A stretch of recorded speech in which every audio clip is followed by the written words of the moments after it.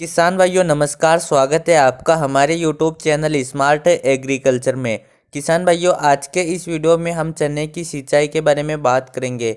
मतलब कि चने की सिंचाई आपको कब करनी चाहिए और चने में सिंचाई करते समय आपको कौन कौन से खादों का प्रयोग करना चाहिए और चने में सिंचाई करने से पहले आपको चने में कौन कौन से ज़रूरी काम करना अनिवार्य है जिससे चने की पैदावार ज़्यादा से ज़्यादा ले सके आप। तो किसान भाइयों इसके लिए आपको वीडियो को अंत तक देखना होगा, तो वीडियो को अंत तक देखना। और आप हमारे चैनल पर नए हो तो चैनल को सब्सक्राइब करके उसके पास जो घंटी के निशान है उसे ज़रूर दबा दीजिए। और किसान भाइयों आपको वीडियो पसंद आए तो वीडियो को लाइक कमेंट और ज़्यादा से ज़्यादा किसान दोस्तों के साथ ज़रूर शेयर कीजिए। किसान भाइयों सबसे पहले बात करते हैं चने में पानी कब लगाए। तो अलग अलग क्षेत्रों में किसान भाई अलग अलग प्रकार से चने में पानी लगाते हैं। अब कुछ किसान भाई तो ऐसे होते हैं जो पलेवा करके बुआई करते हैं, कुछ किसान भाई पहले बुआई करके फिर पानी लगाते हैं और फिर चने में दूसरा पानी वह चने में जब फूल आने लगते हैं तब लगाते हैं। और कुछ किसान भाई ऐसे भी होते हैं जो चने में पहला पानी 15-20 दिनों के बाद ही लगा देते हैं। अगर मैं हमारे क्षेत्र की बात करूं तो हमारे क्षेत्र के अधिकतर किसान भाई चने में पहला पानी चने की फसल जब 30-35 दिन की हो जाती हैं तब लगा देते हैं। तो पहला पानी उस टाइम पे लगाते हैं और उसके बाद जब चने में दाना भराव का समय होता है तब उस टाइम पर हम दूसरा पानी लगाते हैं जिससे दाना भराव अच्छे तरीके से हो जाता है और हम ज़्यादा से ज़्यादा उत्पादन प्राप्त कर लेते हैं। तो यह अब आपके ऊपर डिपेंड करता है, आपके क्षेत्र में जिस प्रकार से चने में पानी लगाते हैं आप उसी प्रकार से पानी लगाइए। लेकिन किसान भाइयों पानी लगाने से पहले आपको कुछ महत्वपूर्ण बातों को ध्यान में रखना ज़रूरी है। जैसे पहले नंबर पर बात करें तो चने में पानी लगाने से पहले आपको चने में खरपतवार को पूरी तरीके से ख़त्म करना है। मतलब कि चने में पानी लगाते समय अगर खरपतवार मौजूद होगा तो वह खरपतवार पानी लगाने के साथ बहुत ज़्यादा बड़ा हो जाएगा और बाद में जाकर वह चने की फसल को नुकसान पहुंचाएगा और जिससे चने की पैदावार कम निकलेगी। तो किसान भाइयों आपको खरपतवार के कंट्रोल के लिए आपको निराई गुड़ाई करना अनिवार्य है।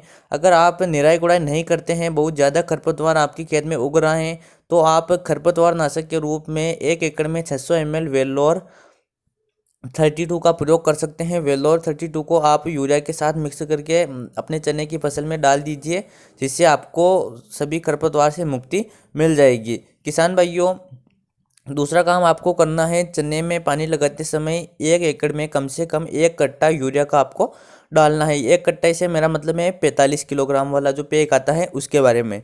किसान भाइयों यूरिया क्या करेगा, उसमें नाइट्रोजन है तो वह चने में फुटाव में सहायता प्रदान करेगा। अब बहुत सारे किसान भाई ये बोलते हैं कि चने में अगर हम यूरिया डाल देते हैं तो चने पगला जाते हैं, मतलब चने में फुटाव बहुत ज़्यादा हो जाता है लेकिन उनमें फूल नहीं आते हैं। तो किसान भाइयों मैं पिछले कई सालों से अपने चने की फसल में यूरिया का प्रयोग कर रहा हूं और अगर आप यूरिया का प्रयोग नहीं कर रहे हैं तो मेरी सलाह यह है कि आप 1 साल कम से कम यूरिया का प्रयोग जरूर करके देखना, या फिर आप आधे खेत में यूरिया डालिए आधे में मत डालिए, फिर आपको कैसा रिजल्ट मिलता है आप खुद देख सकते हैं।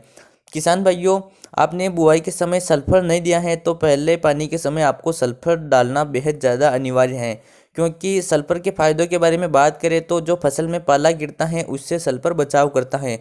उसके अलावा चने में जो फूल गिरने की समस्या आती है, अगर आप पहले से ही सल्फर दे देते हैं तो चने के फूल नीचे नहीं गिरेंगे और ज़्यादा से ज़्यादा गेंठे बनेंगे और ज़्यादा से ज़्यादा पैदावार होगी। अब सल्फर के प्रयोग के बारे में बात करें तो आपको 1 एकड़ में 5 किलोग्राम जो बेंटोनाइट सल्फर आता है उसका प्रयोग करना है।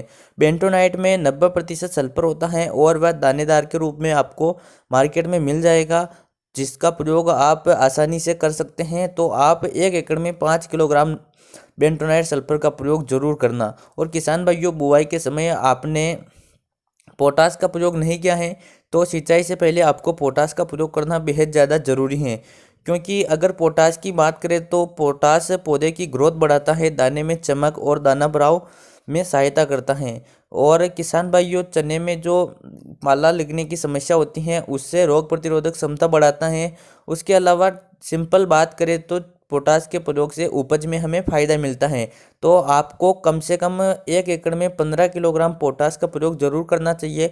और अगर आप ज़्यादा करना चाहिए तो आप 20 किलोग्राम प्रति एकड़ तक जो MOP खाद आता है उसका प्रयोग कर सकते हैं। 20 किलोग्राम प्रति एकड़ से ज़्यादा प्रयोग आपको नहीं करना है, लेकिन आपको कम से कम 15 किलोग्राम प्रति एकड़ के हिसाब से पोटास का प्रयोग जरूर करें। किसान भाइयों, ये कुछ बातों को अगर आप ध्यान में रख लेते हैं तो आप चने में ज़्यादा से ज़्यादा उत्पादन प्राप्त कर सकते हैं। और हाँ किसान भाइयों, अगर आप पहला पानी लगा रहे हैं और उससे पहले अगर आपने कीटनाशक दवाओं का स्प्रे नहीं किया है तो आप कीटनाशक दवाओं का स्प्रे जरूर करिए। और उसके अलावा आप पहला पानी लगाते समय यूपीएल के साफ फंगिसाइड को ज़मीन में ज़रूर चलाइए, जिससे जड़ें एकदम स्वस्थ रहेगी और पौधे में अच्छा फुटाव होगा। तो किसान भाइयों, उम्मीद करते हैं यह वीडियो आपको पसंद आया होगा। वीडियो पसंद आए तो वीडियो को लाइक जरूर कीजिएगा। चलिए किसान भाइयों, मिलते हैं अगले वीडियो में। जय जवान जय किसान।